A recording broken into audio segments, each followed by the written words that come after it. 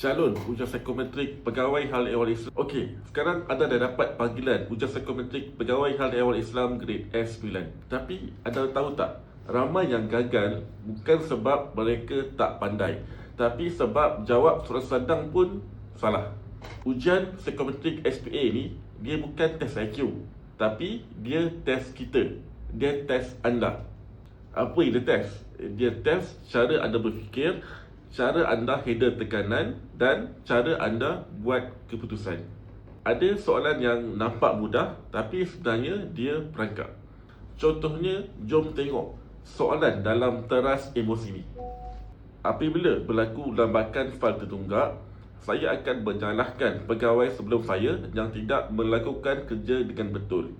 Saya ulang, apabila berlaku lambakan fail tertunggak, saya akan menyalahkan pegawai sebelum saya yang tidak melakukan kerja dengan betul. Apa jawapan anda? A, B, C, D atau E?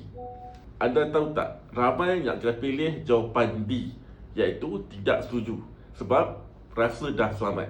Tapi anda tahu tak, jawapan yang terbaik untuk soalan tadi adalah E, sangat tidak setuju.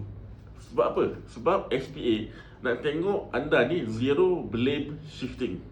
Seorang pegawai hal ehwal Islam grade S9 yang matang emosi, dia fokus cari penyelesaian, bukan nak cari salah orang.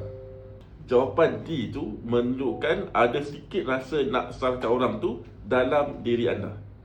So, hati-hati jangan pilih D tapi pilih E, sangat tidak setuju untuk soalan tadi. So, bagaimana? Baru satu contoh soalan saja buat anda rasa terperangkap. Bayangkan anda kena hadap lebih 100 soalan dalam exam sebenar nanti.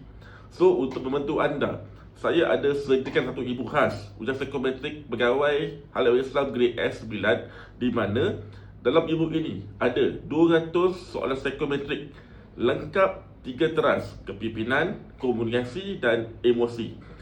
10 soalan perangkap paling kritikal yang ramai calon tertipu. Cadangan jawapan terbaik, penjelasan kenapa, bukan sekadar jawapan kosong. Dan yang paling best, ada tip strategi cara supaya profil anda nampak konsisten dari awal sampai habis. 200 page ini disediakan khusus untuk calon ujian psikometrik pegawai hal ehwal Islam grade S9. Anda ada masa berapa banyak nak prepare? Ujian psikometrik ni anda tak boleh nak jawab main hantam saja. Sebab satu jawapan silap boleh tukar keseluruhan profil anda di mata penilai SPA. Jadi, jangan tunggu lagi. Klik link di bio sekarang untuk dapatkan rujukan ujian psikometrik pegawai hal ehwal Islam grade S9 sekarang untuk rungkaikan sebarang kekhususan yang anda ada. Klik link di bio sekarang.